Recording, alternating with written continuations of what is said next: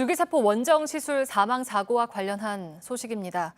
70대 한국 여성이 중국에서 줄기세포 치료를 받다가 숨진 사실이 뒤늦게 확인됐습니다. 중국에 가서 저희가 직접 확인을 해보니까 줄기세포 치료를 허가받지 못한 병원에서 불법으로 임상시험을 하고 있었습니다. 정혜성 기자 그리고 임지수 기자가 차례로 보도해드립니다. 중국 엔타이의 한 병원입니다. 70대 여성 박모 씨가 줄기세포 치료제를 투여받던 중 의식을 잃은 건 지난 2016년 6월. 결국 박 씨는 보름 뒤 숨졌습니다. 시 씨는 부검하지 않고 화장했습니다. 당시 박 씨 유가족이 줄기세포 업체와 작성한 각서입니다. 업체는 유가족에게 치료비 1억 원과 위자료 1억 6천만 원을 주겠다고 제안했습니다. 수사기관과 언론 등에 제보하지 말라는 조건으로 유가족은 각서에 서명했습니다. 해당 줄기세포 치료제는 국내 임상시험도 거치지 않은 제품이었습니다. 안전성 증명 안 했고 그다음에 정말 유용하고 효과적인 검증하지 않은 상태에서 지금 업체는 아직도 원정 시술 고객을 모집하고 있는 상황. 상담을 하자 10주년 기념으로 30% 할인 혜택까지 내세웁니다. 2달밖에 못 산다 이러시는 분들이 7년, 8년 사시고 연태 해양병원이라고 많이 가세요. 줄자가 한 100명 정도가 가세요. 취재진이 중국의 원정 시술 현장을 직접 추적해봤습니다. 중국 엔타이로 가는 인천공항 탑승장 앞 휠체어를 탄 사람들이 보입니다.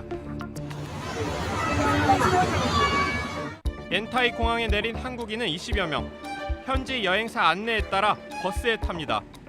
창문 너머로 의료 관광 일정이라고 적힌 문서가 눈에 띕니다.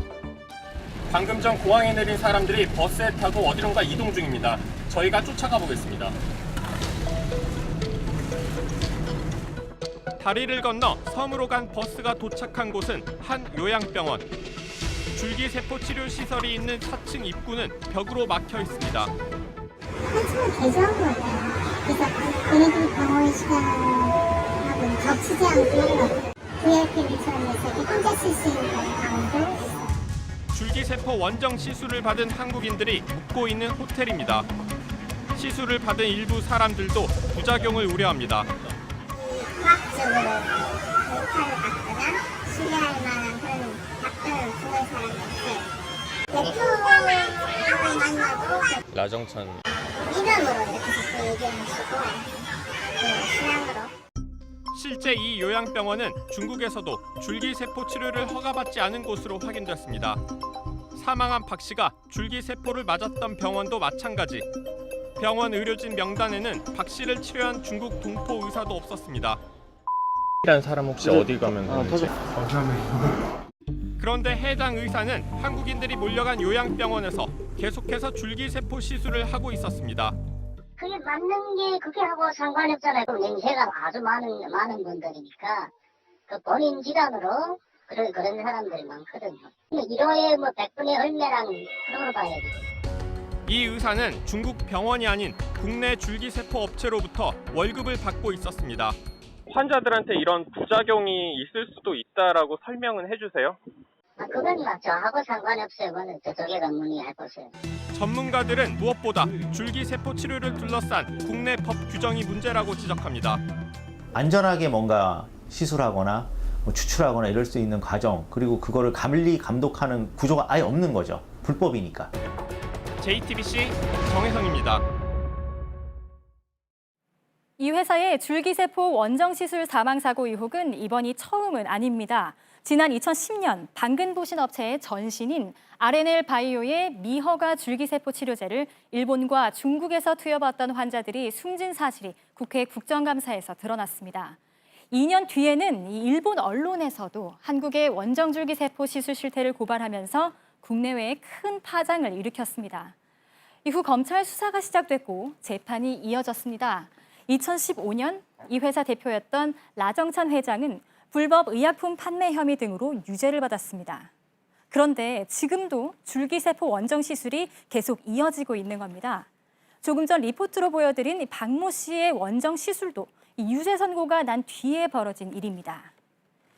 2013년 초 RNL 바이오가 14개 언론사에 낸 광고 문구입니다. 파킨슨병 등 현재 의료기술로 치유가 어려운 질병을 치료할 수 있다는 가능성을 확인했다.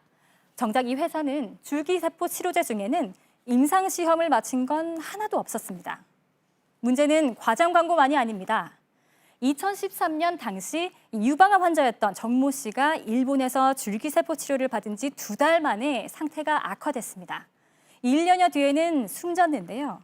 당시 정 씨 유족은 알바이오가 사실상 환자를 상대로 불법 임상시험을 벌인 것이다 라면서 민형사 소송에 나섰습니다. 하지만 검찰과 법원은 불법 임상시험이 아니라 이 알바이오는 단순히 일본 병원을 소개해 준 것에 불과하다고 판단했습니다. 그런데 법원이 인정한 게 있는데요. 알바이오가 설명 의무를 다하지 않았다며 손해배상 책임을 물었습니다. 정 씨가 부작용이나 위험성과 관련해 제대로 된 전문 의료진 설명 한 번 듣지 못한 채 치료 계약을 맺은 점을 지적한 겁니다. 재판부는 극도의 불안감을 가졌던 환자에게 과장된 기대를 갖게 해서 제대로 된 치료를 받지 못하게 했다고 결론 내렸습니다. 정 씨처럼 알바이오를 통해 불법 줄기세포 치료를 받은 사람은 당시 검찰이 파악한 규모만 8천여 명. 각종 사고에도 줄기세포 원정 치료에 대한 수요는 끊이지 않고 있지만 해외 원정 시술에 대한 처벌이나 감독은 제대로 이루어지지 않고 있습니다. JTBC 임지수입니다.